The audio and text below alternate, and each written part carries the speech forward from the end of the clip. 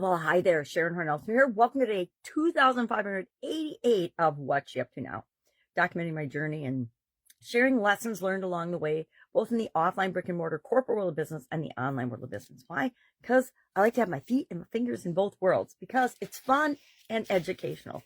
Didn't really do much online, virtually, little research and things for my jobs. Excuse me.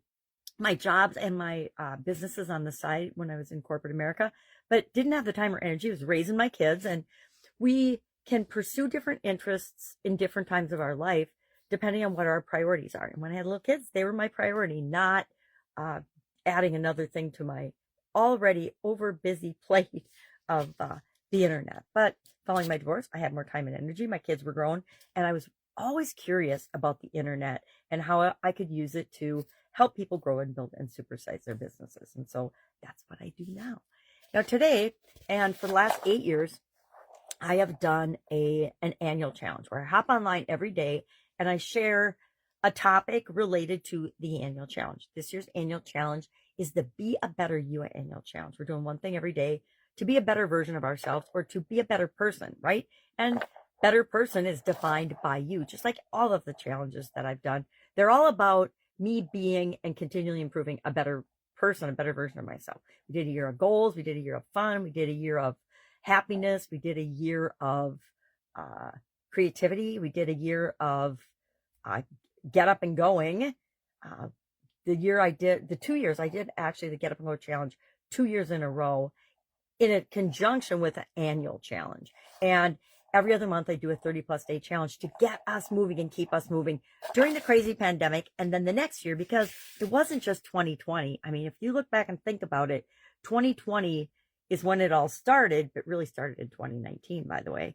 But 2020 was a really pivotal year. But 2021 was as heavily impacted, almost, if not more so, than 2020, because people were having more challenges and more struggles than they were even in the beginning, because everybody thought it was temporary in the beginning. I don't know about you, but I thought, oh, we'll shut stuff down for 2 weeks and we'll all be back to normal. Talk about naive, right? Anyway, so this year we're doing one thing every day to be a better version of ourselves. And today we talked about the final step of the process we came up with in January called IDEANCE.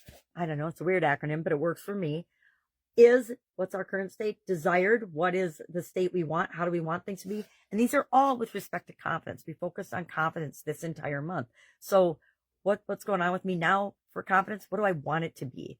And I'm confidently doing a 3-day live virtual event. So I wanted to say summit, but it's not a summit. It's a virtual event because it'll be me sharing for 3 days, which will lead to today's step, educate.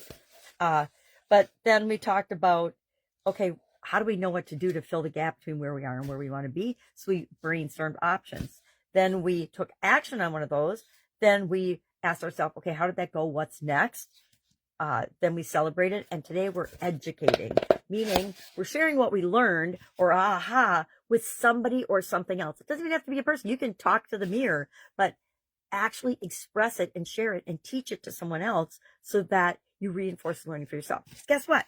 We're going to use this baby at least 9 more times, 8 or 9 more, probably 9 or 10 more times, but 8 more times for sure, because there's 8 other areas of the life framework, and we're going to cover it at the end of the month for each of these areas. Why? Because it allows us to practice using it for different topics in different scenarios, for different goals or challenges.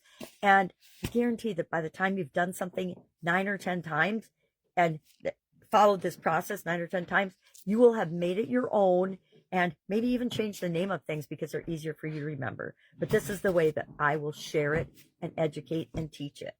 So, I mentioned yesterday we just finished a big project, but of course it's never over till it's over. We have to do all the tying up of loose ends and finalizing of things, and then putting systems in place going forward to make sure things that are working continue working, and make sure that we improve things so that they will continually improve, and we review things so that we verify that they're still working, things like that. So a whole lot going on with that. But if I can help you in any way, please ask. If you've got any questions about the process, if you've got any questions about what I do, why I do it, how I do it, just ask, right? That's what I'm here for.